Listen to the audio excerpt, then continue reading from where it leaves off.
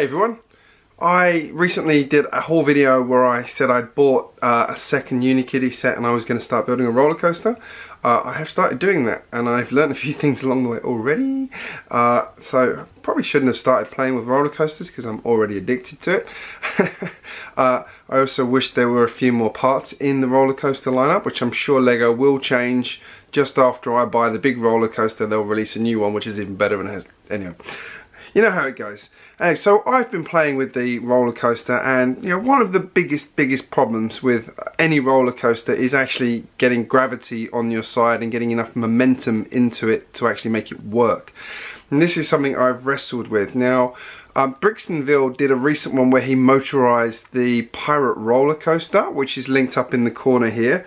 And one trick he did was something I had already been thinking about, which was raising it ever so slightly on one side. So he raises it 2 studs on the right hand side, which means when it goes up the loop, it's that little bit higher, which just gives it a little bit extra momentum because it's already got that downhill. It's sort of cheating in one respect, but it's solving a problem really elegantly because that particular set doesn't have as much down as it does up, and that's because it's only got the 2 up pieces. I've tried to make a slightly bigger track and I have hit a very similar problem where it just isn't quite going round and down as far as I would like. Now I can solve it mechanically, but I would like to use gravity instead. Now mechanically wouldn't require too much. It would just require a wheel, like if you look at the big red roller coaster that LEGO's done, they have the 3 wheels at the top, so as you get to the top, the 3 wheels just push it round. That's actually fairly standard in roller coasters in real life, so it's not a bad solution. I'm thinking about it, and the way I've laid the track out at the moment actually means it would be in quite a good position because it's right next to the uphill, so all the mechanism would be together. That's one of the problems. The other one is just making it interesting, and I think I've actually solved the interesting one. Now, I have seen a couple of other people do roller coaster tracks where they have use the same system as the pirate roller coaster, which is a really good fun layout, but it's not very long in my book, so I just wanted to make it a little bit longer. Not huge, not like to the big red roller coaster level, but long enough to be interesting. So I'm going to show you what I've come up with, and I'll show you the couple of challenges I've got there and what I'm thinking I'm going to do to fix it. This is the layout I've done so far. It's all work in progress, so don't take any of this as being how it's going to be in the final build. This is just me playing with the layout. As you can see, I've gone with the slope up here. I've actually got this is one of those like up and level again pieces. I'm going to change this out and I'll talk about that in a minute. This is just here because it needs this longer uphill to actually work properly. Then it goes round and then down and down again, and this is actually where it makes it to at the moment, just using gravity. So you can see what I mean about needing the mechanism just to push it round here, but the good thing is it's all mechanically in the same place because the gearbox for the chain will live somewhere around here as well, so it'll all be really close together, which makes it nice and clean and not have to have things going all over the place to make it work. In this one, this is actually raised up one block higher than it should be. Now Brixtonville did his 2 studs higher. I've actually gone with 3. And then here it's 2, 1, and then back down to level here. And that just gives it a little bit of extra momentum. So if I show you, this will go up here. And now assuming this is going on the track, so the chain link's going to push it up here with a bit of speed, so it'll come off there with a little bit of speed and it just carries enough to go around like that.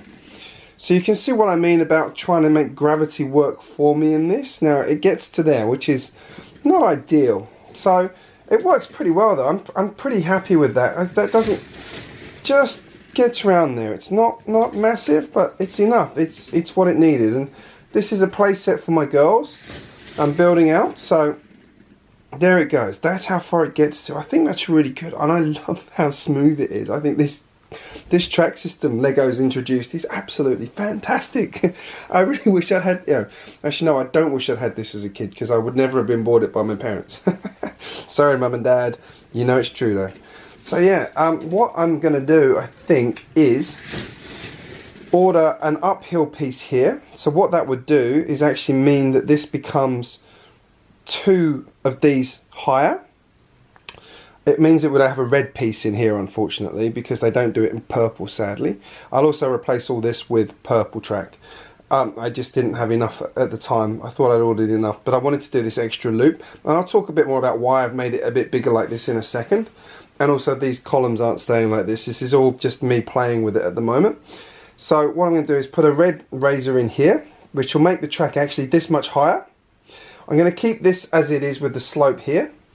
And then it'll go down, and then I can put an extra drop in on this side here, which will give it enough momentum to make it back round to the hill again.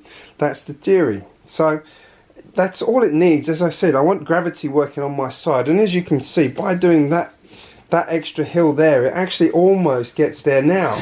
So with 2 downhills, it will definitely make it right the way back round, absolutely no problem.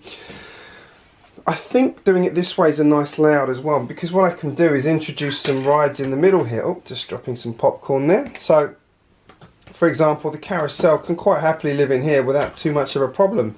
It goes close to the track, but it doesn't hit it. And you know, I think Unikitty would be quite proud of how close that is to the track. It fits with what she's saying. I can fit in some extra stuff around here. I can get the bumper cars running here, and I can just fill in some stalls here and there, which will fill out the whole thing into a nice little placing. So I've gone with the 2 grey base plates here. I think that makes it more interesting. Not more interesting, that's the wrong word. It means it gives me more space to play with, and I can put more in. And there's enough space under these tracks as well that people can walk around. The only problem is around this side, obviously, because that's where the track is. But we won't worry about that one. I might move it over this way so this track runs along this edge very closely, and that way we can have a walkway on this side, because, you know, it is Unikitty land, but I do want to keep it slightly realistic. I'm probably going to go with 3 cars for this, because I want to use this one in another mock I'm thinking about, along with 2 other cars. So that's a separate bit of building. I'm not going to talk about that here. I've got so many builds I'm doing at the moment that, yeah, I just like this one. There we go. Whee! Anyway, you can see the problem I've got there. It's going to be sorted out, all of the logistics. I'm putting in a bricklink order to get that track. It's actually not very much to get that track, so I might as well. I'm going to do it. It's only going to cost me about $10 to do it, so I'm pretty happy with that. That'll give me all this extra track here. 1 red piece, which I'm not happy with. I'm going to have to think about how I can mask that in some way and make it blend in a bit more, but it's not a problem. It happens.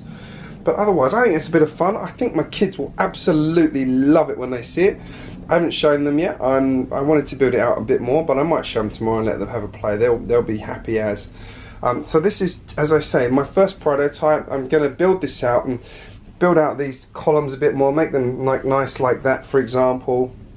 I'm going to obviously add the mechanism in to make the chain go up, but I needed to get this working first. So I'll get these extra parts in, and then lay it out again and get that working properly. I'm going to need a few more white bricks. I did get slightly annoyed actually, because I bought some used bricks and I didn't realise, but a couple of them are actually distorted, which I'm quite unhappy about. I don't mind buying used bricks for doing filler stuff, but I don't want, they shouldn't be damaged. And it didn't say that on the Bricklink sellers, so I might go back and adjust my review of him. Not happy about that one. Anyway, I've rambled enough. You can tell I'm really quite passionate about this roller coaster thing. I've got the pirate roller coaster to do as well. I'm not going to change the pirate roller coaster. I'm going to keep it as is and just motorize it.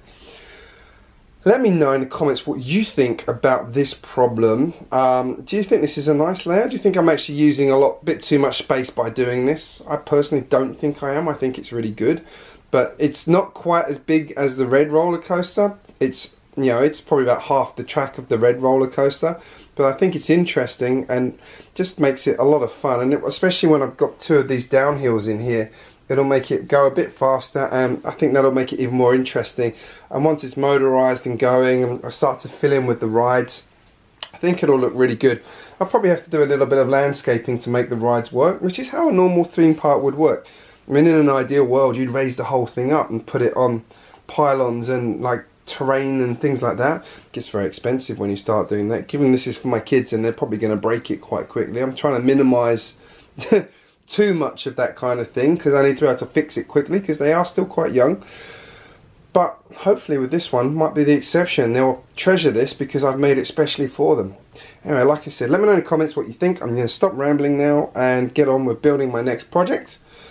If you're new to my channel, make sure you hit subscribe. I do post regularly. And I've got a couple more videos here that will interest you. Thank you for watching, and I will see you again soon. Yeehaw!